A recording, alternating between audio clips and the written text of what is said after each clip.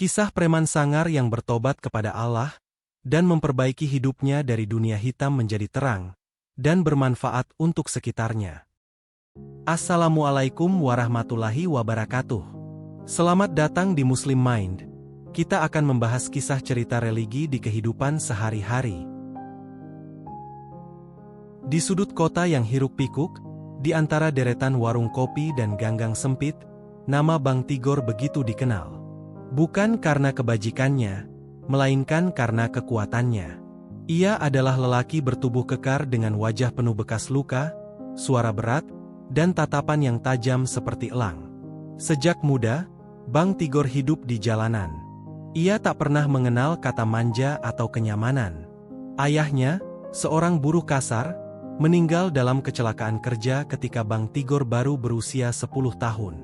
Ibunya, seorang penjual sayur di pasar, berjuang seorang diri menghidupi 3 anaknya. Namun, kemiskinan seakan tak pernah memberi mereka kesempatan untuk hidup lebih baik. Bang Tigor tumbuh dengan prinsip bahwa dunia ini keras, dan hanya mereka yang kuat yang bisa bertahan. Ia mulai bekerja serabutan sejak kecil, dari menjadi tukang angkut barang di pasar, hingga menjadi anak buah seorang preman besar yang menguasai kawasan itu.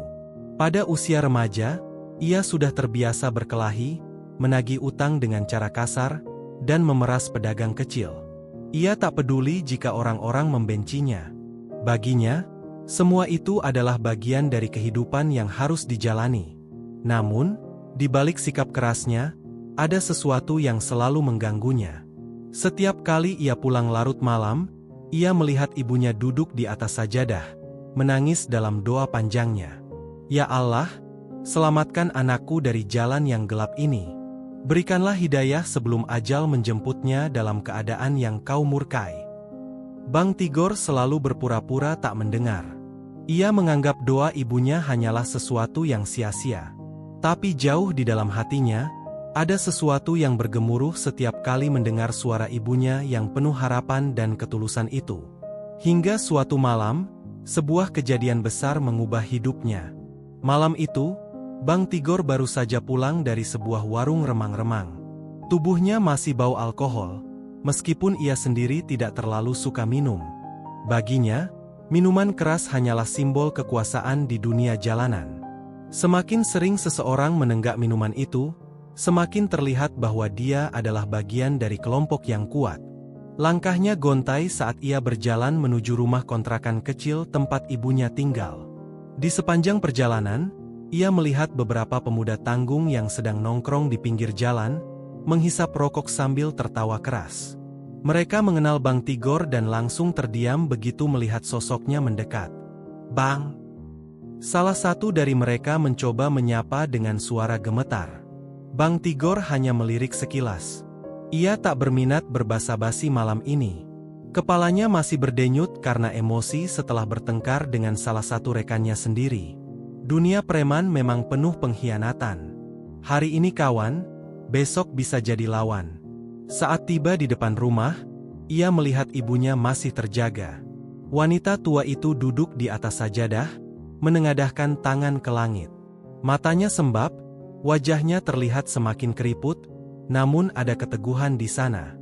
"Ya Allah, hamba tak punya siapa-siapa selain Engkau. Jika anak hamba masih Kau izinkan hidup, maka bukakanlah hatinya, ya Rab.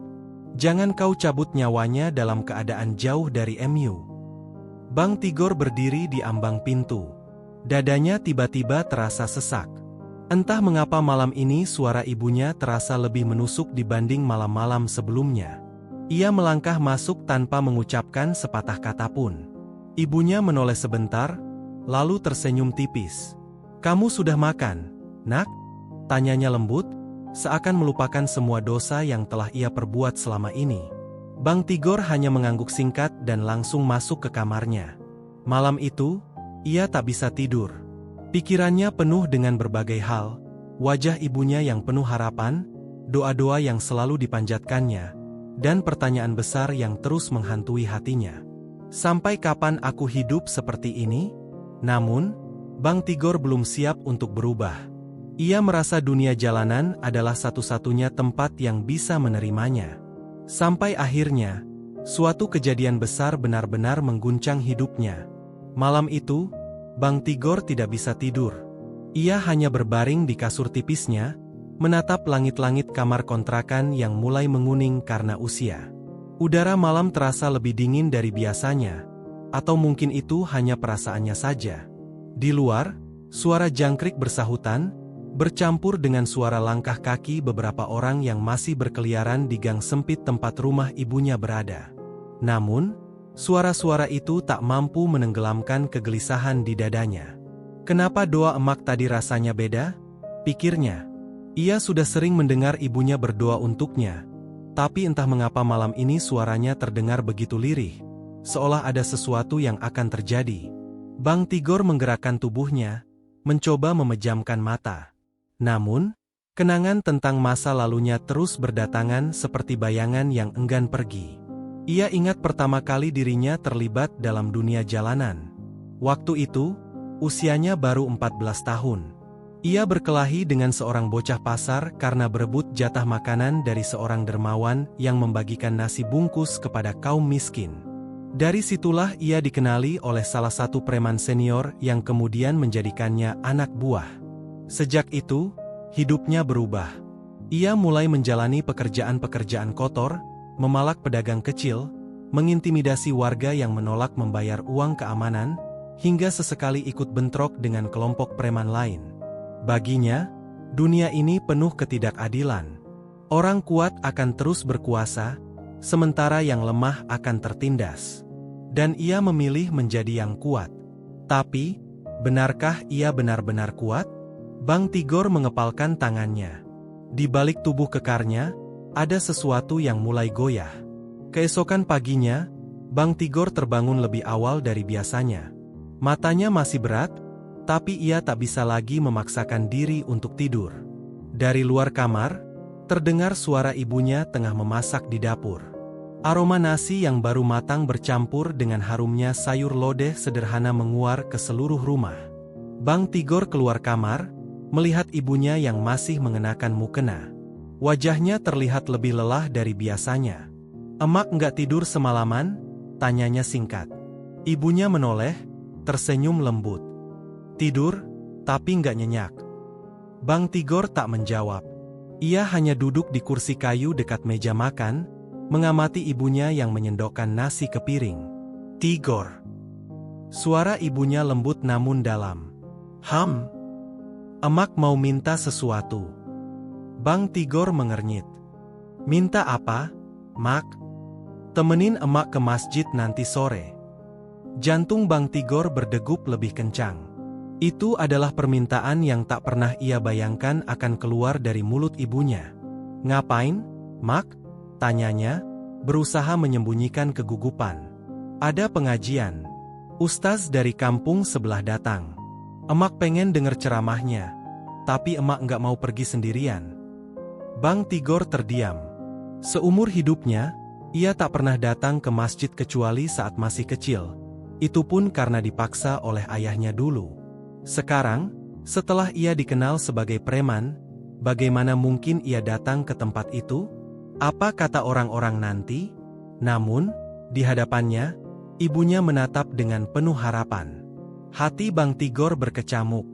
Ia bisa saja menolak, tapi entah mengapa, kali ini ia merasa tak tega mengecewakan wanita yang telah melahirkannya.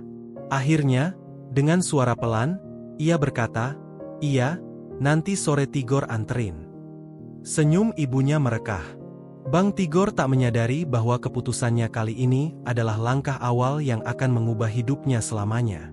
Menjelang sore, Bang Tigor duduk di depan rumah, menghisap rokok dalam-dalam. Asapnya mengepul ke udara, mengaburkan pandangannya ke arah gang kecil di depan. Ia sedang berpikir. Sebenarnya, ia bisa saja membatalkan janji dengan ibunya. Ia tahu betul, jika ia pergi ke masjid, orang-orang pasti akan memandangnya aneh. Mungkin ada yang berbisik-bisik, bahkan bisa jadi ada yang menatapnya penuh curiga. "Ah, biarinlah," gumamnya dalam hati. Ia menoleh ke dalam rumah. Ibunya tengah sibuk memilih mukena yang akan dipakainya. Wajahnya terlihat berbinar, seolah tak menyadari kegundahan hati Bang Tigor. Akhirnya, tanpa banyak bicara, Bang Tigor masuk ke kamarnya, mengganti pakaian. Ia memilih mengenakan kemeja hitam polos dengan celana jeans yang tak terlalu ketat. Rambutnya ia sisir seadanya. Saat ia keluar, ibunya sudah siap dengan mukena yang dilipat rapi dalam genggamannya. "Kita jalan sekarang, Mak?" tanyanya. Ibunya tersenyum dan mengangguk. Mereka pun melangkah menuju masjid yang terletak di ujung gang, sekitar 15 menit berjalan kaki dari rumah. Sepanjang perjalanan, beberapa tetangga melirik ke arah mereka. Ada yang terkejut, ada pula yang tampak berbisik satu sama lain. Itu Bang Tigor." "Iya, Masya Allah, dia mau ke masjid, ya? Apa nggak salah lihat?" Bang Tigor mendengar semuanya. Hatinya panas, tapi ia menahan diri. Demi ibunya, ia mencoba untuk tetap tenang. Setibanya di masjid, ia langsung merasa canggung. Ia jarang sekali menginjakkan kaki di tempat seperti ini.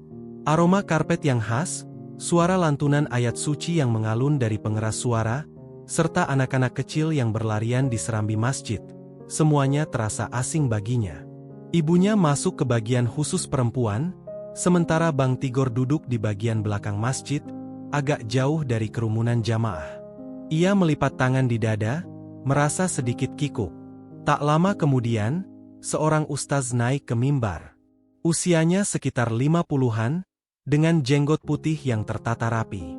Suaranya lembut, tapi tegas. "Saudara-saudaraku sekalian, kita semua adalah pendosa. Tidak ada manusia yang bersih dari dosa, tapi Allah Maha Pengampun. Satu langkah menujunya, maka dia akan mendekat 10 langkah.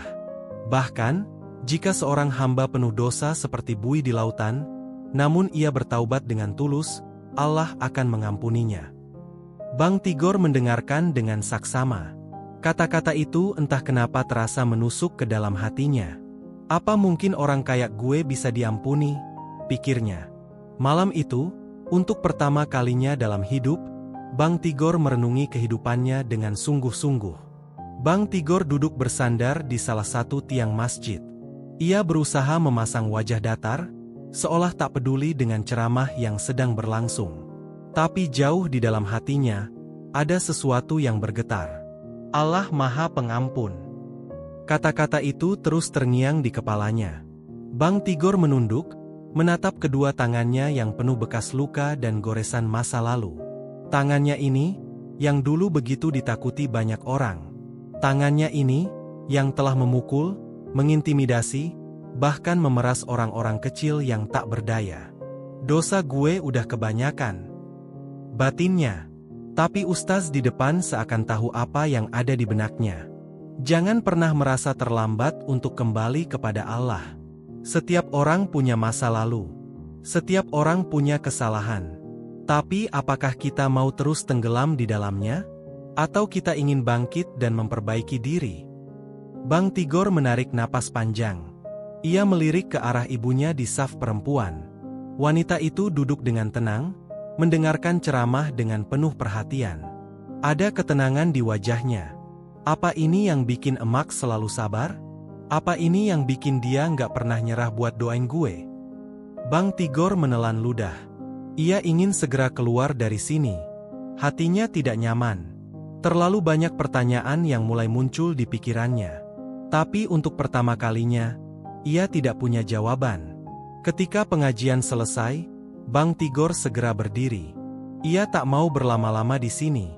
Namun, sebelum ia sempat melangkah pergi, seorang lelaki parubaya menghampirinya. "Assalamualaikum, Bang Tigor." Bang Tigor sedikit terkejut. Lelaki itu mengenalnya. "Waalaikumsalam," jawabnya ragu. "Saya Ustaz Rahmat. Alhamdulillah, senang sekali melihat abang ada di sini malam ini." Bang Tigor tak langsung menjawab. Ia menatap ustaz itu, mencari-cari maksud dari ucapannya. "Tadi saya lihat abang mendengarkan ceramah dengan serius," lanjut Ustaz Rahmat. "Semoga Allah melembutkan hati abang dan menuntun abang ke jalan yang lebih baik." Bang Tigor merasa dadanya semakin sesak. Ia ingin menyangkal, ingin mengatakan bahwa ia hanya menemani ibunya. Tapi lidahnya terasa keluh. Ustaz Rahmat tersenyum ramah.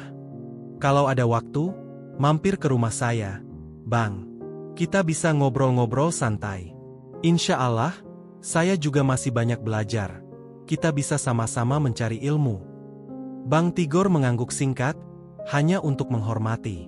Dalam hatinya, ia tidak yakin akan benar-benar datang. Ia lalu menjemput ibunya dan mereka pun berjalan pulang. Namun, sepanjang perjalanan, tak ada satu kata pun yang keluar dari mulutnya. Pikirannya penuh dengan ceramah tadi. Dan malam itu, untuk pertama kalinya, Bang Tigor merasa dirinya begitu kecil di hadapan sesuatu yang lebih besar. Bang Tigor duduk di tepi tempat tidurnya, menyalakan sebatang rokok dan mengisapnya dalam-dalam. Asap putih membumbung ke langit-langit kamar yang gelap, hanya diterangi satu bohlam redup. Tapi kali ini, rasa nikmat dari rokok yang biasa menemani malamnya terasa hambar. Pikirannya masih penuh dengan ceramah Ustaz Rahmat tadi. Kata-kata itu seolah terpatri dalam kepalanya. Setiap orang punya masa lalu. Tapi apakah kita mau terus tenggelam di dalamnya? Bang Tigor menghembuskan napas berat. Ia mencoba mengalihkan pikirannya, tapi semakin ia berusaha, semakin kuat suara itu menggema di dalam benaknya. Ia mengingat kembali perjalanan hidupnya. Pertama kali ia masuk ke dunia preman, pertama kali ia memeras orang, pertama kali ia berkelahi demi mempertahankan wilayah. Ia ingat bagaimana dirinya merasa kuat, merasa berkuasa. Tapi anehnya, malam ini ia bertanya pada dirinya sendiri, apakah selama ini aku benar-benar bahagia? Tiba-tiba, pintu kamar diketuk pelan. "Tigor, udah tidur, Nak?" Suara ibunya. "Belum, Mak." "Kenapa?" jawabnya sambil membuang rokok yang tinggal separuh. Pintu sedikit terbuka, dan wajah tua ibunya mengintip dengan lembut. "Emak boleh masuk?" Bang Tigor mengangguk. Ibunya melangkah masuk dengan perlahan, duduk di kursi kecil dekat tempat tidurnya. Wanita itu tersenyum, tapi matanya penuh dengan perasaan yang sulit dijelaskan. "Terima kasih ya, Nak, udah mau nemenin emak ke masjid tadi." Bang Tigor hanya mengangguk. Ibunya melanjutkan, "Emak seneng banget. Seumur hidup, emak nggak pernah berhenti minta sama Allah supaya suatu hari nanti Tigor mau mendekat ke jalannya." Bang Tigor menunduk, tidak berani menatap mata ibunya. "Emak nggak pernah malu punya anak kayak Tigor." "Nggak pernah. Mau orang bilang apa, emak selalu percaya, suatu hari Allah bakal panggil hati Tigor kembali." Suara ibunya mulai bergetar. Bang Tigor menggigit bibir. Ada sesuatu di dadanya yang terasa berat. "Lihatlah, Nak, Allah itu maha baik. Dia masih kasih Tigor kesempatan buat dengar ceramah tadi. Itu artinya, Allah masih sayang sama Tigor," lanjut ibunya. Bang Tigor mengepalkan tangan. Ia berusaha menahan gejolak di dalam dirinya. Ibunya meraih tangannya, menggenggamnya erat. "Tigor, kalau suatu hari kamu mau berubah, emak pasti akan selalu ada buat kamu." Mata Bang Tigor panas. Ia buru-buru mengalihkan pandangan. "Udah malam, Mak. Emak tidur aja," katanya pelan, berusaha menutupi kegundahan di hatinya. Ibunya tersenyum, lalu bangkit dari kursinya. "Iya, Nak. Selamat tidur." Setelah ibunya keluar, Bang Tigor menyandarkan kepalanya di dinding. Untuk pertama kalinya dalam bertahun-tahun, ada sesuatu yang mengalir di pipinya. Malam itu, ia menangis dalam diam. Pagi-pagi sekali, Bang Tigor sudah terbangun. Biasanya, ia baru bangun siang setelah semalaman keluyuran atau nongkrong dengan teman-temannya. Tapi pagi ini berbeda. Ada sesuatu yang mengusik ketenangannya sejak semalam. Ia melangkah keluar kamar, mendapati ibunya sedang duduk di ruang tamu dengan Al-Quran kecil di tangannya. Bibirnya komat kamit, melantunkan ayat-ayat suci dengan suara pelan. Bang Tigor hanya berdiri di ambang pintu, memperhatikan ibunya dalam diam. Pemandangan ini sebenarnya sudah sering ia lihat, tapi entah kenapa, kali ini terasa berbeda. Ada perasaan hangat yang mengalir di hatinya, sekaligus rasa bersalah yang begitu dalam. Ibunya selalu seperti ini. Sejak ia kecil, wanita itu tak pernah meninggalkan Al-Qur'annya. Bahkan saat hidup mereka dalam keadaan sulit, saat ayahnya meninggalkan mereka begitu saja, ibunya tetap berpegang teguh pada keyakinannya. Apa yang bikin emak sekuat ini? Bang Tigor menarik napas dalam-dalam. Ia berjalan ke dapur, mengambil segelas air, lalu duduk di kursi kayu dekat jendela. Pikirannya masih berkecamuk. Tiba-tiba, suara adzan subuh berkumandang dari masjid dekat rumahnya. Suara itu membuatnya terdiam. Biasanya, ia tak pernah peduli dengan adzan, bahkan sering mengabaikannya. Tapi pagi ini, entah kenapa, suara itu terasa berbeda, seperti panggilan yang menembus ke dalam hatinya.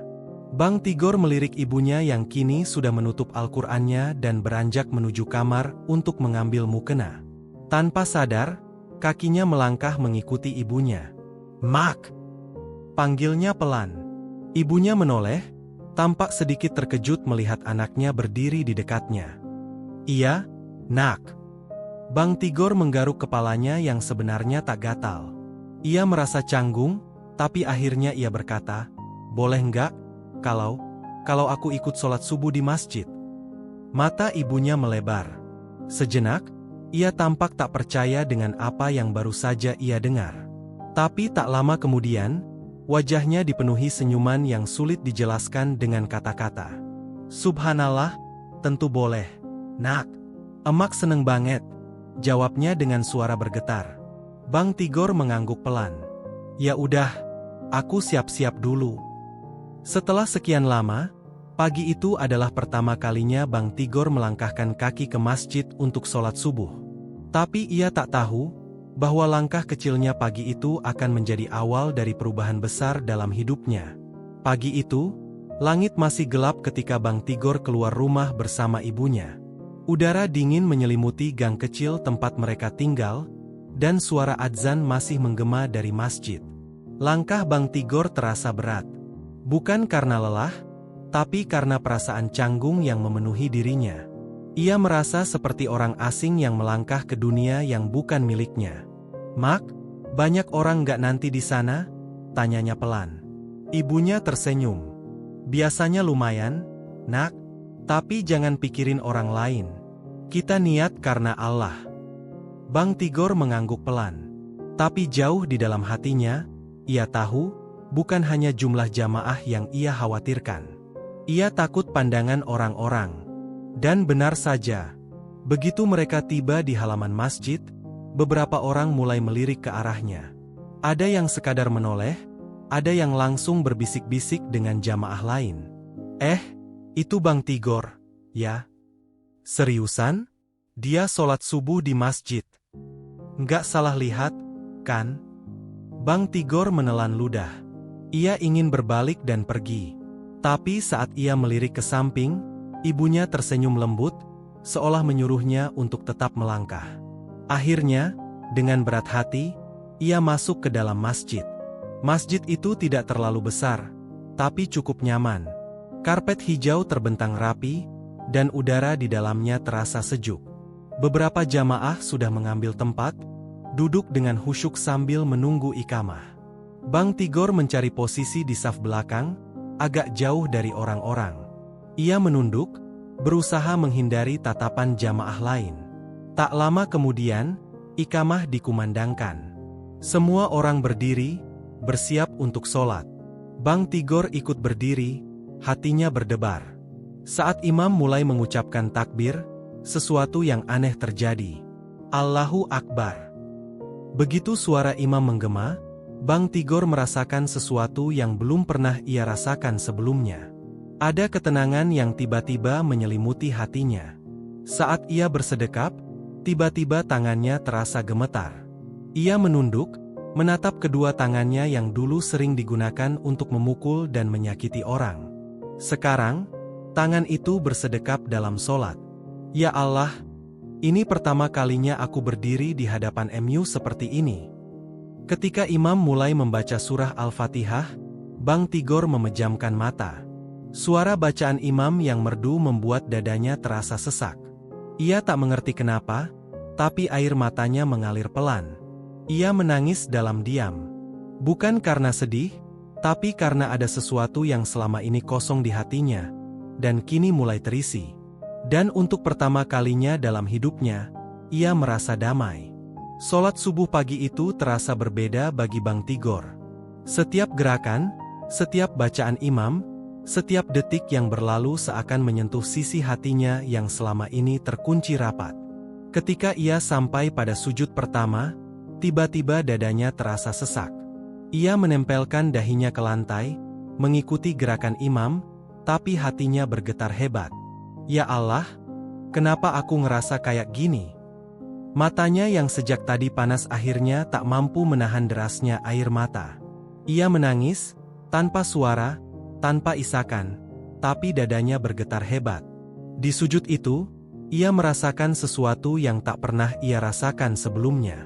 Ada ketenangan yang mengalir begitu saja, ada perasaan rendah diri yang begitu dalam. Gue ini siapa? Udah berapa banyak dosa yang gue lakuin? Tapi kenapa gue masih bisa ada di sini, sujud di rumah MU? Tangannya mengepal, menekan kuat sajadah di bawahnya. Ia merasa kotor, merasa tak pantas. Tapi dalam hati kecilnya, ia merasakan sesuatu yang lain. Harapan. Sholat subuh itu berlalu dengan cepat, tapi bagi Bang Tigor, ia merasa baru saja mengalami sesuatu yang besar dalam hidupnya. Ketika imam mengucapkan salam terakhir, ia tetap menunduk, mengusap wajahnya yang masih basah. Ia tak berani menoleh, tak ingin orang-orang melihat matanya yang merah. Setelah zikir selesai, para jamaah mulai beranjak pergi. Beberapa orang masih meliriknya, tapi kali ini, lirikan mereka berbeda. Tak ada lagi tatapan curiga atau heran. Yang ada justru senyum-senyum kecil, penuh kehangatan. Ustaz Rahmat, yang tadi menjadi imam, mendekatinya. Bang Tigor, sapanya lembut. Bang Tigor menegakkan tubuhnya, menatap lelaki parubaya itu. Alhamdulillah, saya senang sekali melihat abang di sini pagi ini. Lanjut Ustaz Rahmat dengan senyum hangat. Bang Tigor mengangguk kikuk. Iya, Ustaz, saya cuma ikut emak. Ustaz Rahmat tertawa kecil. Tak masalah niatnya apa, yang penting abang sudah melangkah ke rumah Allah. Itu tanda Allah masih sayang sama abang. Bang Tigor terdiam. Kata-kata itu lagi. Allah masih sayang sama gue. Tiba-tiba, ada dorongan dalam dirinya untuk bertanya. Sesuatu yang sejak tadi mengganjal di hatinya. Ustaz, panggilnya pelan. Iya, Bang. Bang Tigor mengusap tengkuknya, tampak ragu. Tapi akhirnya ia menguatkan hati. Kalau dosa gue udah banyak, kira-kira Allah masih mau terima gue balik enggak? Mata Ustaz Rahmat melembut. Ia menepuk bahu Bang Tigor dengan penuh persaudaraan.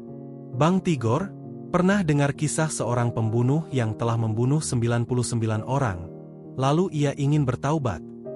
Bang Tigor mengernyit. Ia memang bukan orang yang suka mendengar ceramah, tapi kisah ini terdengar asing baginya. Terus gimana, Ustaz? Ustaz Rahmat tersenyum. Singkat cerita, orang itu mencari jalan taubat, tapi ia sempat menemui seorang rahib yang mengatakan bahwa dosanya terlalu besar untuk diampuni. Karena kecewa, ia pun membunuh rahib itu, sehingga genaplah 100 orang yang ia bunuh. Bang Tigor menahan napas. Orang ini lebih parah dari gue, tapi ia tak menyerah. Ia terus mencari jalan hingga akhirnya ia bertemu dengan seorang alim yang berkata, siapa yang bisa menghalangi seseorang dari rahmat Allah? Lalu ia disarankan untuk meninggalkan lingkungan buruknya dan pindah ke tempat yang lebih baik. Bang Tigor masih menyimak dengan serius. Sayangnya, dalam perjalanan menuju tempat yang lebih baik itu, ia meninggal dunia. Tapi karena niatnya sudah tulus ingin bertaubat, Allah mengampuni semua dosanya. Bang Tigor tercengang. Jadi, Bang Tigor, lanjut Ustaz Rahmat, selama abang masih hidup, selama abang masih punya kesempatan untuk memperbaiki diri, jangan pernah ragu. Allah Maha Pengampun, Maha Penerima Taubat. Yang penting, abang mau melangkah.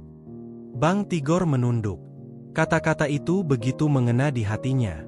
Langkah kecil yang ia lakukan pagi ini mungkin belum berarti apa-apa bagi orang lain.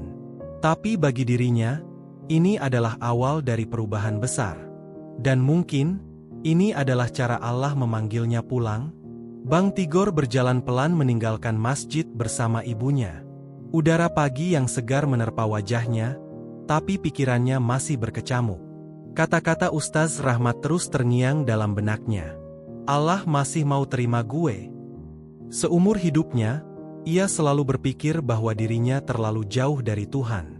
Ia hidup di jalanan, berteman dengan kekerasan, mengandalkan otot dan ancaman untuk bertahan. Dosa yang ia lakukan sudah tak terhitung jumlahnya.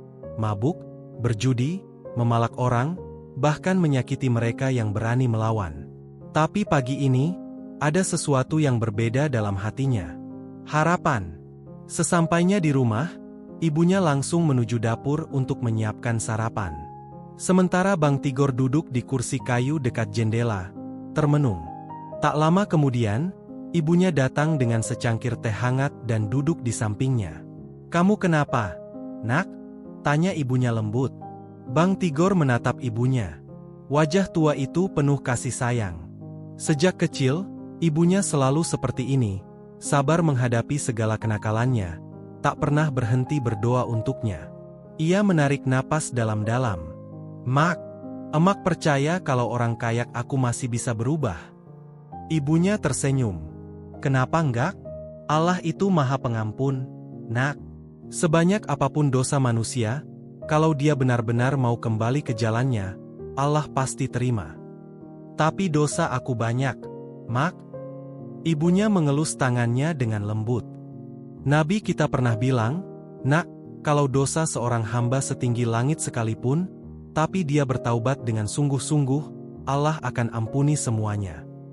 Bang Tigor terdiam. Hatinya terasa hangat mendengar kata-kata itu. Lalu ia bertanya lagi, "Tapi, Mak, kalau gue berubah, apa orang-orang bakal terima gue?" Ibunya tersenyum lembut. "Yang penting Allah terima kamu, Nak. Manusia boleh saja menilai kita dari masa lalu, tapi yang lebih penting adalah bagaimana kita hidup hari ini dan ke depan." Bang Tigor menggigit bibirnya. Jawaban ibunya begitu sederhana, tapi berat untuk diterapkan. "Kalau gue beneran berubah, apa teman-teman gue bakal nerima?" Hari itu, Bang Tigor berusaha tetap di rumah. Biasanya, ia akan keluyuran ke warung kopi dekat pasar atau nongkrong di gang bersama teman-temannya. Tapi kali ini, ia ingin menjauh. Namun, menjelang siang, ponselnya bergetar. "Bang, lagi di mana? Ada urusan dikit nih." Pesan itu dari Ipul, salah satu teman lamanya. Bang Tigor tahu betul, kalau Ipul bilang, ada urusan, itu berarti ada rencana untuk memalak atau menagih utang dari orang-orang yang takut pada mereka. Ia menatap layar ponselnya lama. Tangannya ingin mengetik jawaban, tapi hatinya ragu. Akhirnya, ia memutuskan untuk tidak membalas. Beberapa menit kemudian, ponselnya kembali bergetar. Kali ini, telepon dari Ipul. Bang Tigor menarik napas dalam, lalu mengangkatnya. "Halo, Pul. Bang, lu di mana? Kita mau jalan nih, ada yang belum bayar setoran. Lu ikut nggak?" Bang Tigor menggigit bibirnya. Ia tahu ini saatnya ia memilih. Jika ia ikut, maka ia akan kembali ke kehidupannya yang lama.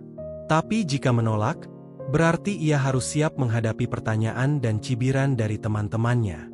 Akhirnya, dengan suara pelan, ia menjawab, "Gue nggak bisa, Pul." Ipul terdiam beberapa detik sebelum tertawa kecil. "Hah? Sejak kapan lu nolak kerjaan kayak gini?" Bang Tigor menelan ludah. "Gue lagi nggak enak badan, Pul." "Oh, ya udah, tapi besok jangan sampai nolak lagi, ya. Anak-anak pasti heran kalau lu tiba-tiba berubah." Bang Tigor hanya menjawab pendek, "Iya." Setelah menutup telepon, ia menghela napas berat. Ternyata tidak mudah untuk melepaskan diri dari masa lalunya. Tapi jauh di dalam hatinya, ia tahu bahwa ia telah mengambil langkah pertama menuju perubahan. Malam itu, Bang Tigor tidak bisa tidur. Ia berbaring di kasur tuanya, menatap langit-langit kamar yang sudah mulai menguning dimakan waktu. Pikirannya terus berputar, memikirkan keputusan yang ia ambil hari ini. Ia tidak pernah menolak ajakan Ipul dan teman-temannya sebelumnya. Selama ini, hidupnya selalu mengikuti arus. Kalau ada uang di depan mata, ia ambil. Kalau ada orang yang berani melawan, ia pukul. Itu sudah jadi gaya hidupnya sejak lama. Tapi hari ini berbeda. Untuk pertama kalinya, ia memilih untuk menjauh. Dan ia bisa merasakan, keputusannya ini akan membawa konsekuensi besar. Ia menutup mata, menghela napas panjang. Dalam hati, ia berbisik, "Apa gue sanggup ninggalin semua ini?" Keesokan harinya, Bang Tigor memutuskan untuk kembali ke masjid. Kali ini, bukan hanya untuk sholat, tapi juga untuk mencari sesuatu yang baru. Ia ingin tahu, apakah benar ada tempat untuk orang sepertinya di dunia yang lebih baik ini. Saat ia melangkah ke halaman masjid, beberapa orang kembali menoleh. Tapi tidak seperti kemarin, kali ini lirikan mereka lebih santai, seolah mulai terbiasa melihatnya di sana. Ustaz Rahmat, yang sedang duduk di beranda masjid, langsung tersenyum ketika melihatnya. "Bang Tigor, alhamdulillah, balik lagi ya." Bang Tigor mengangguk. "Iya, Ustaz. Gue pengen belajar lebih banyak."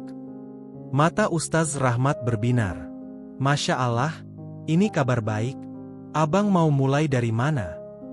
Bang Tigor menggaruk kepalanya yang mulai ditumbuhi uban halus. "Gue nggak tahu apa-apa soal agama, Ustaz. Jadi, mungkin dari yang paling dasar dulu." Ustaz Rahmat tersenyum. "Baik, kita mulai dari wudhu dan bacaan sholat. Insya Allah, sedikit demi sedikit abang bakal makin paham." Hari itu, Bang Tigor duduk bersama beberapa anak muda yang sedang belajar mengaji. Ia mendengarkan dengan saksama ketika Ustaz Rahmat mengajarkan cara wudhu yang benar, bacaan sholat, dan arti dari doa-doa yang biasa dibaca. Satu hal yang mengejutkannya adalah betapa tenangnya ia merasa saat belajar. Dulu, ia selalu berpikir bahwa dunia agama adalah dunia yang membosankan, penuh dengan aturan yang mengekang. Tapi sekarang, ia mulai melihatnya dari sisi yang berbeda. Ada ketenangan di sini. Ada sesuatu yang selama ini ia cari, tanpa ia sadari. Bang Tigor langsung tahu bahwa ini bukan sekadar kunjungan biasa. Dengan santai, ia mendekat. "Ada apa, Pul?" Ipul menyilangkan tangan di dadanya. "Gue harusnya yang nanya, Bang. Lu kenapa tiba-tiba nggak pernah nongkrong lagi?" Anak-anak mulai bertanya-tanya. Bang Tigor menarik napas dalam. "Gue lagi pengen beresin hidup, Pul." Beberapa temannya langsung tertawa kecil, seolah mendengar lelucon. "Seriusan, Bang? Lu mau jadi orang alim sekarang?" Bang Tigor mengangguk. "Gue udah capek hidup kayak gitu terus." Ipul mengernyit. "Jangan bilang lu kena omongan ustaz di masjid itu." Bang Tigor tersenyum tipis. "Bukan cuma omongan, Pul. Gue ngerasain sendiri. Ada sesuatu yang beda di sana. Sesuatu yang selama ini gue nggak pernah rasain." Ipul terdiam sesaat. "Tigor, kita ini udah lama bareng. Lu tahu kan, di luar sana nggak ada yang bakal nerima kita selain kita sendiri. Lu pikir orang-orang di masjid itu bakal beneran terima lu? Jangan naif, Bang." Bang Tigor menatap Ipul dengan tenang. "Mungkin gak semua orang bakal nerima gue, tapi gue yakin Allah bakal terima siapapun yang mau berubah." Suasana mendadak hening. Teman-temannya saling pandang, sementara Ipul menatap Bang Tigor lama. Akhirnya, Ipul menghela napas. "Ya udah, kalau itu keputusan lu. Tapi ingat, Bang, dunia di luar sana gak sebaik yang lu kira. Kalau suatu hari lu sadar kalau mereka nggak nerima lu, kita masih di sini." Setelah itu, Ipul dan teman-temannya pergi, meninggalkan Bang Tigor yang masih berdiri di depan rumahnya. Ia tahu, ini bukan akhir dari ujian. Perubahan memang tak pernah mudah. Tapi untuk pertama kalinya dalam hidupnya, ia yakin telah memilih jalan yang benar. Dan ia tidak akan mundur. Setelah kepergian Ipul dan teman-temannya, Bang Tigor duduk termenung di teras rumah. Angin sore berhembus lembut, membawa suara anak-anak yang sedang bermain di gang kecil dekat rumahnya. Dulu, setiap sore seperti ini, ia biasanya nongkrong di warung kopi, tertawa dan bercanda dengan teman-temannya, meskipun seringkali diwarnai obrolan tentang target baru atau urusan yang belum selesai. Sekarang, ia merasa hampa. Bukan karena ia menyesali pilihannya, tapi karena ia menyadari betapa sepinya hidupnya tanpa lingkaran pertemanan yang selama ini ia anggap sebagai keluarga. Ia mencoba mencari kesibukan. Setelah sholat maghrib di masjid, ia tetap duduk di sana, mendengarkan kajian Ustaz Rahmat. Meskipun ia belum paham sepenuhnya, ia merasa ada ketenangan di dalamnya. Namun, saat ia pulang, kesepian itu kembali menyergap. Di kamar, ia duduk di tepi kasurnya. Telepon genggamnya sepi. Biasanya, selalu ada pesan dari Ipul atau anak-anak lainnya. Entah itu ajakan nongkrong atau sekadar candaan kasar khas dunia jalanan. Sekarang, tidak ada satupun yang menghubunginya. Ia menarik napas panjang. Apa mereka benar-benar udah ninggalin gue? Lalu, pikirannya melayang ke masa lalu. Bagaimana dulu ia bisa tertawa lepas tanpa khawatir soal dosa? Bagaimana ia selalu merasa percaya diri karena dikelilingi teman-teman yang siap membela? Tapi, kemudian ia juga ingat, malam-malam ketika ia merasa kosong, meskipun sedang dikelilingi banyak orang. Ketika ia merasa tidak ada yang benar-benar peduli, selain ibunya yang tak pernah lelah berdoa untuknya. Ia menghela napas. Mungkin, ini adalah bagian dari ujian. Gue harus kuat. Beberapa hari berlalu, dan Bang Tigor mulai sedikit terbiasa dengan rutinitas barunya. Pagi ia ke masjid, siang ia membantu ibunya, sore ia kembali belajar dengan Ustaz Rahmat. Tapi suatu sore, ketika ia baru saja pulang dari masjid, seseorang mengetuk pintu rumahnya dengan keras. Tok, tok, tok. Bang Tigor berjalan ke pintu dan membukanya. Di depannya, berdiri seorang pria berbadan kekar, dengan tato di lengannya dan tatapan tajam penuh kemarahan. Bang Tigor. Suara pria itu berat dan penuh amarah. Bang Tigor mengenali pria itu. Namanya Johnny, seorang rentenir yang sering bekerja sama dengannya dulu. Dengar-dengar lu udah tobat. Johnny menyeringai sinis. Bang Tigor tetap tenang. Ada apa, John? Johnny mencengkram kerah bajunya. Ada apa? Lu udah lupa kalau masih ada urusan yang belum kelar sama gue? Bang Tigor menatapnya tajam. Gue udah keluar dari dunia itu, John? Johnny mendengus, lalu mendorongnya ke dinding. Keluar? Lu pikir bisa keluar semudah itu? Hah? Jangan sok suci, Gor. Gue nggak peduli lu mau jadi ustaz atau apa, tapi utang lu masih ada. Bang Tigor terdiam. Ia memang pernah berutang pada Johnny, jumlahnya tidak sedikit. Dulu, ia berpikir bahwa uang itu tidak akan pernah jadi masalah karena ia bisa mendapatkan uang dengan mudah dari jalanan. Tapi sekarang, semuanya berbeda. Ia tidak punya sumber uang seperti dulu. Dan ia juga tidak ingin kembali ke dunia itu. Tapi Johnny tidak peduli. Lu punya waktu 3 hari. Kalau nggak lunas, lu tahu sendiri akibatnya. Johnny mengancam sebelum melangkah pergi. Bang Tigor tetap berdiri di depan pintu, tubuhnya menegang. Ujian ini semakin berat. Bang Tigor mengunci pintu rumahnya dengan tangan gemetar. Jantungnya masih berdegup kencang setelah konfrontasi dengan Johnny. 3 hari. Hanya 3 hari waktu yang diberikan untuk melunasi utangnya. Tapi dari mana ia bisa mendapatkan uang sebanyak itu? Dulu, ia bisa saja mendapatkan uang dengan cara yang mudah. Menagih utang orang lain dengan cara kasar, menjadi tukang pukul untuk orang-orang berduit, atau bahkan mencuri dari mereka yang lemah.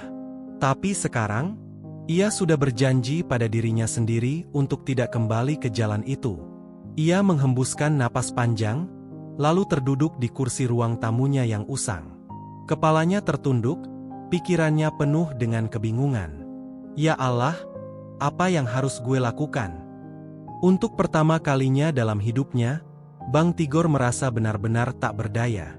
Malam itu, setelah sholat Isya di masjid, Bang Tigor tetap duduk di saf paling belakang, menunggu hingga jamaah lain beranjak pulang. Ia menatap ke depan, melihat Ustaz Rahmat yang masih berbincang dengan beberapa jamaah.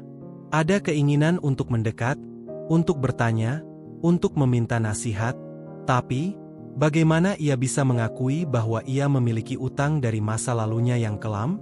Bagaimana ia bisa mengatakan bahwa dirinya yang ingin berubah malah terjebak dalam masalah ini? Bang Tigor menghela napas. Ia bangkit, berjalan perlahan menuju pintu masjid. Namun, baru saja ia melangkah keluar, suara lembut Ustaz Rahmat menghentikannya. "Bang Tigor, ada yang bisa saya bantu?" Bang Tigor terdiam. Perlahan ia menoleh dan melihat Ustaz Rahmat tersenyum ramah. Tiba-tiba, hatinya terasa hangat.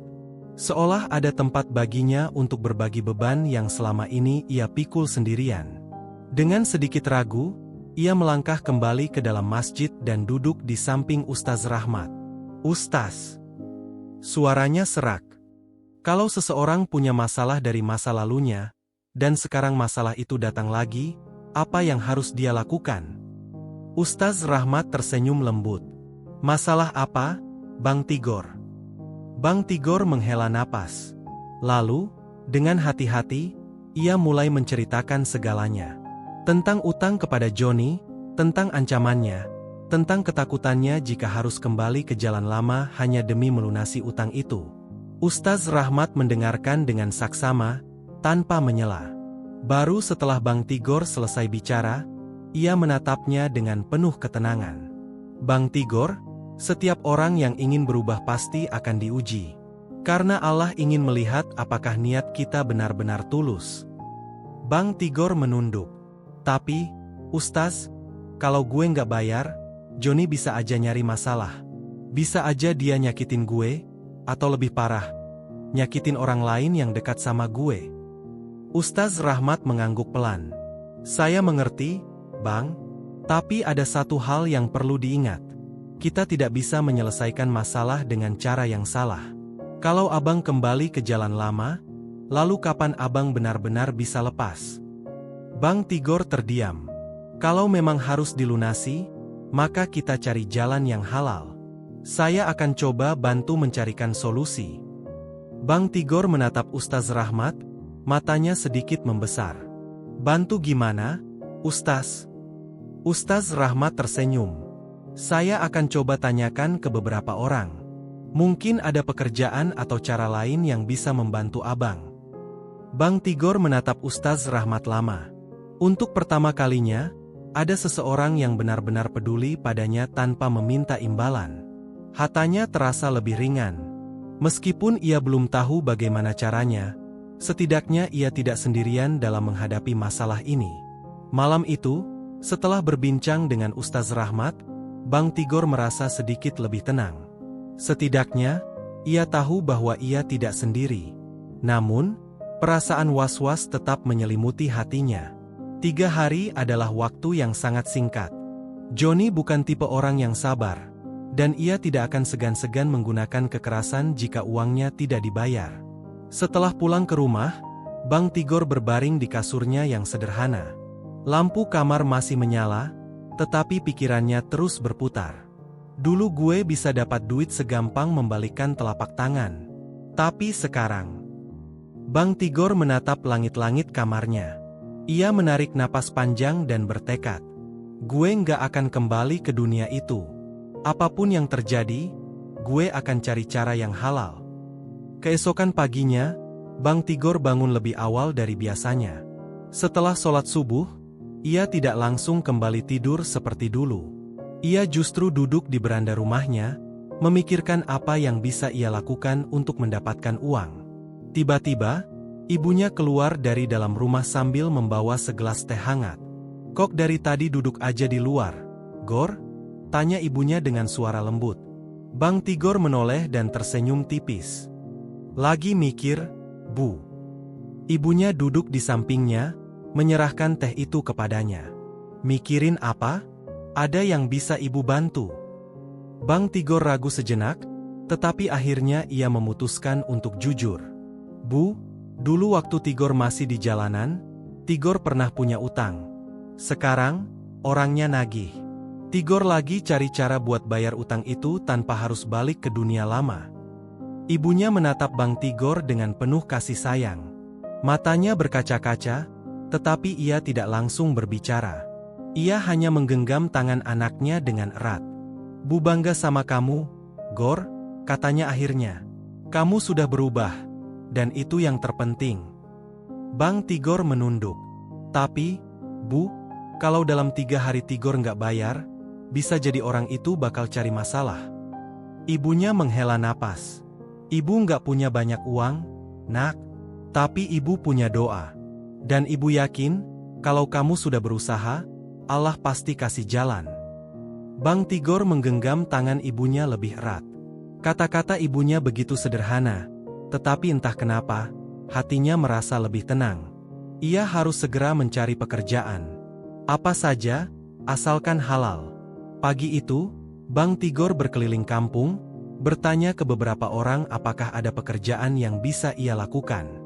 Ia mendatangi bengkel Pak Haji Syafruddin, seorang pengusaha yang dikenal dermawan. Assalamualaikum, Pak Haji, sapa Bang Tigor ketika melihat pria tua itu sedang duduk di depan bengkelnya. Pak Haji menoleh dan tersenyum. Waalaikumsalam, Gor, ada apa? Bang Tigor menggaruk kepalanya. Begini, Pak Haji, saya lagi butuh pekerjaan. Apa aja, deh. Saya siap kerja keras. Pak Haji Syafruddin mengamati Bang Tigor dengan tatapan penuh pertimbangan. Jadi kamu mau kerja beneran sekarang? Tanyanya. Bang Tigor mengangguk mantap. Iya, Pak Haji. Saya mau cari rezeki yang halal. Pak Haji tersenyum tipis. Alhamdulillah. Tapi kalau di bengkel ini, sudah penuh pekerjanya.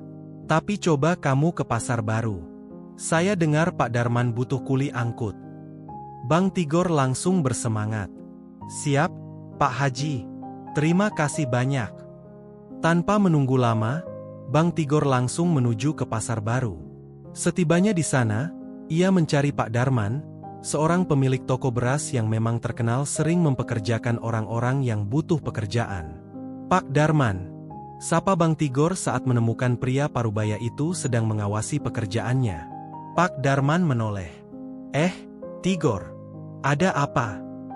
Bang Tigor mengatur napasnya. Saya dengar Bapak butuh kuli angkut. Saya siap kerja, Pak. Apa aja? Pak Darman menatap Bang Tigor dengan sedikit ragu. Kamu yakin bisa kerja kasar? Ini bukan kerja gampang, loh. Bang Tigor mengangguk mantap. Saya siap, Pak. Saya kuat, insya Allah. Pak Darman menghela napas sejenak, lalu mengangguk. Baiklah, kamu bisa mulai sekarang. Upahnya nggak besar, tapi kalau kamu rajin, saya bisa tambahkan. Bang Tigor mengangguk penuh semangat. Akhirnya, ia mendapatkan pekerjaan halal. Meskipun berat, ia tahu bahwa ini adalah langkah pertama menuju kehidupan yang lebih baik. Bang Tigor mulai bekerja sebagai kuli angkut di toko beras Pak Darman. Pekerjaan itu jauh dari kata mudah. Setiap hari, ia harus mengangkat karung-karung beras yang beratnya mencapai 50 kg. Keringatnya bercucuran, otot-ototnya menegang, dan tubuhnya terasa remuk saat malam tiba. Tapi ia tidak mengeluh. Ia sadar, ini adalah harga yang harus ia bayar demi kehidupan yang lebih baik. Dari hasil kerjanya, ia bisa mengumpulkan sebagian uang untuk melunasi utangnya kepada Johnny. Namun, masih belum cukup. Waktu terus berjalan, dan tenggat waktu 3 hari semakin dekat. Malam itu, setelah bekerja, ia duduk termenung di masjid, berdoa dengan penuh harap. Ya Allah, Engkau Maha mengetahui bahwa aku sedang berusaha. Aku tidak ingin kembali ke jalan yang salah. Tolonglah aku, tunjukkan jalan keluar. Matanya berkaca-kaca. Ia benar-benar takut jika harus kembali ke dunia kelam itu. Saat ia masih dalam sujud panjangnya, tiba-tiba seseorang menepuk pundaknya dengan lembut. Tigor. Bang Tigor menoleh. Itu Ustaz Rahmat. Ikut saya sebentar, kata Ustaz Rahmat dengan senyum hangat. Bang Tigor mengikuti langkah sang Ustaz ke beranda masjid. Di sana, sudah berdiri seorang pria parubaya dengan wajah ramah. "Tigor, ini Pak Salman," kata Ustaz Rahmat. "Beliau sedang mencari tenaga kerja di toko kitabnya. Saya tadi berbicara tentang kamu, dan beliau ingin menawarkan pekerjaan yang lebih ringan." Bang Tigor terkejut. "Pekerjaan di toko kitab, Ustaz?" Pak Salman tersenyum. "Iya, Nak. Saya butuh seseorang untuk membantu merapikan buku dan melayani pembeli. Jika kamu mau, kamu bisa mulai besok." Bang Tigor hampir tidak percaya. Pekerjaan yang lebih ringan? Dan di tempat yang penuh ilmu? Dengan mata berbinar, ia mengangguk. "Saya mau, Pak. Alhamdulillah. Terima kasih banyak." Hari-hari Bang Tigor di toko kitab terasa sangat berbeda dibandingkan saat ia menjadi kuli angkut. Di sini, ia dikelilingi oleh buku-buku Islam, kitab-kitab tafsir, dan Al-Quran yang tersusun rapi di rak-rak kayu. Ia belajar banyak hal dari pekerjaan ini. Setiap hari, ia membaca sedikit demi sedikit isi buku yang ia jual. Mulai dari kisah para sahabat, tafsir ayat-ayat Al-Quran, hingga hadits-hadits Nabi. Satu persatu, pemahamannya tentang Islam semakin bertambah. Setelah bekerja di toko kitab, Bang Tigor berhasil melunasi utangnya kepada Joni. Tidak ada lagi beban yang menghantuinya. Ia benar-benar merasakan ketenangan yang belum pernah ia rasakan sebelumnya. Namun, perjalanan hijrahnya belum berhenti di sini. Suatu hari, seorang pembeli datang ke toko kitab. Seorang pria tua yang bertanya tentang buku bacaan untuk anak-anak. "Kamu tahu kitab apa yang cocok untuk anak-anak belajar mengaji?" tanya pria tua itu. Bang Tigor berpikir sejenak. Ia lalu mengambil sebuah ikro dan menyerahkannya. "Inilah yang biasanya dipakai, Pak," katanya. Pria tua itu mengangguk. "Kamu bisa mengajarkan anak-anak cara membacanya?" Bang Tigor tertegun. "Saya?" Pria itu tersenyum. "Saya melihat cara bicaramu tenang dan jelas. Kamu pasti bisa mengajar anak-anak dengan baik." Bang Tigor terdiam. Ia tidak pernah berpikir untuk menjadi pengajar. Namun, ajakan itu mengusik hatinya. Saat malam tiba, ia kembali ke masjid dan berbincang dengan Ustaz Rahmat. "Ustaz, menurut Ustaz, saya bisa nggak ya mengajar anak-anak ngaji?" Ustaz Rahmat tersenyum penuh arti. "Tentu bisa, Tigor. Siapa bilang hanya orang yang berpendidikan tinggi yang bisa mengajar? Jika kamu sudah belajar dan niatmu lurus, insya Allah kamu bisa membimbing mereka." Kata-kata itu menyentuh hati Bang Tigor. Ia mulai belajar lebih dalam tentang cara mengajar membaca Al-Quran.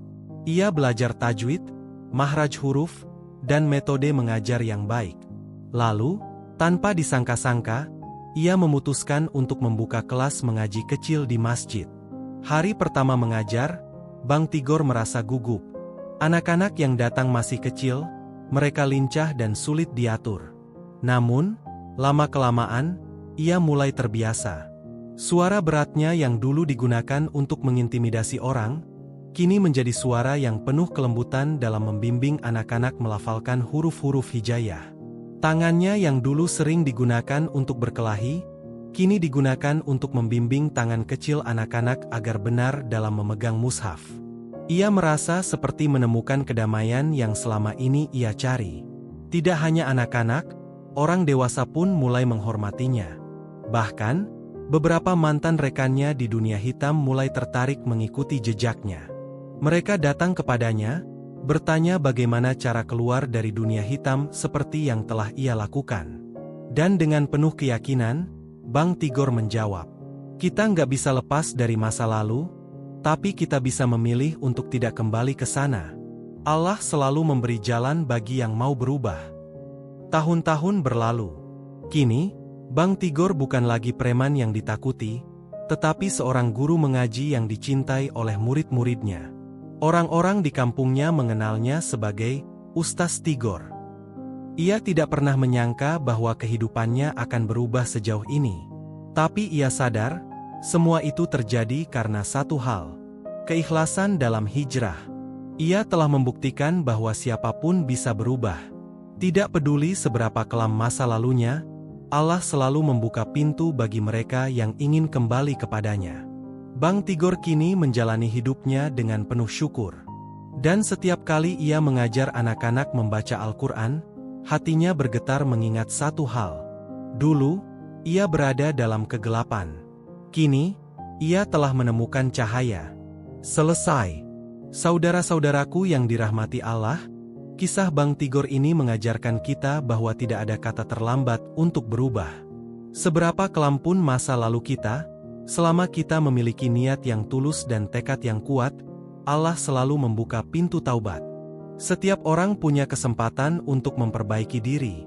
Jangan pernah merasa bahwa dosa kita terlalu besar hingga tidak bisa diampuni. Ingatlah, rahmat Allah lebih luas dari kesalahan kita. Yang terpenting adalah kita mau berusaha, berdoa, dan istiqomah di jalan yang benar. Semoga kisah ini bisa menjadi pelajaran bagi kita semua. Jangan pernah menyerah dalam berbuat kebaikan, dan teruslah berusaha menjadi pribadi yang lebih baik setiap hari. Jika kalian suka dengan cerita ini dan ingin mendukung kami untuk terus menyebarkan kisah-kisah inspiratif lainnya, jangan lupa like, komentar, dan subscribe channel ini. Bagikan video ini agar semakin banyak orang yang mendapatkan manfaat. Dan yang paling penting, jangan lupa hidupkan lonceng notifikasi agar kalian tidak ketinggalan cerita inspiratif berikutnya. Terima kasih sudah menonton. Semoga Allah selalu merahmati kita semua. Wassalamualaikum warahmatullahi wabarakatuh.